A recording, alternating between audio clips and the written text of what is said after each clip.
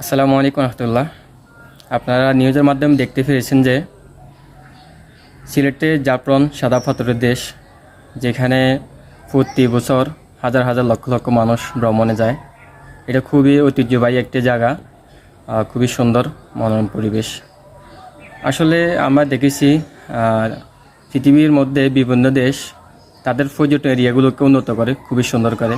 কিন্তু দুঃখের বিষয় হচ্ছে আমাদের দেশের দুর্নীতিবাজরা তাদের এত ক্ষুধা যে তারা সেই পাথর পর্যন্ত খেয়ে ফেলেছে।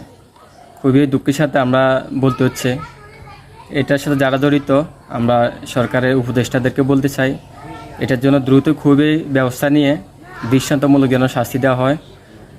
আমি এর সাথে সাথে আরও বলতে চাই, আমাদের দেশের যে পর্যটন এরিয়াগুলো আছে প্রত্যেকটা এরিয়া যেন সুন্দরভাবে যেন সাজাতে পারে, মানুষজন ওই পর্যটন এরিয়াগুলোতে গিয়ে উপভোগ করতে পারে। প্রত্যেকটা এরিয়াতে আমাদেরকে মনোযোগ দেওয়া দরকার, উন্নত করা দরকার।